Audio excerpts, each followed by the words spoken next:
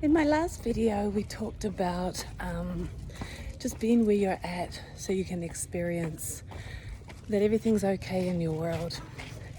And I wanted to continue on that theme because this is what I see, people doing is just getting so upset with things.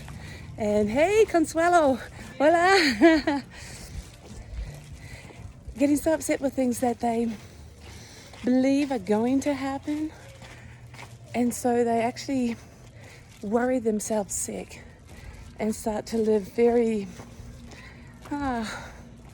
limited lives or limited happy lives because of these constant conversations and concerns that what's going to happen is bad. And we all know that we can all listen to the news or watch YouTube and see what's been videoed and what's been happening, and it can be quite upsetting for sure. And you do what you need to do. You help where you can help if that's what you're called to do. But what is really, really amazing is when you realize that there's a better way, that where you are right now, I'm on a little narrow street, and in your circumstance right now, that perhaps you can focus on what's good and focus on what you have and focus on praising what you have and what's good, and realizing that there's a lot of beautiful things happening in your life right now, which then means the concerns and the worries of what's going to happen or could happen and the conversations about that, which can be quite upsetting, argumentative, depressing, really should just fall into the background, right? As you can change your perspective and your interactions with people and what you think about.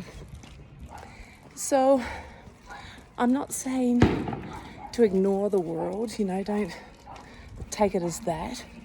But what I am saying is your contentment and your happiness, check this out, someone's garage.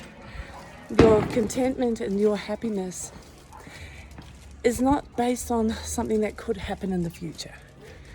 Your happiness and your contentment is very much your choice and very much dictated about how you think and what you put your attention on.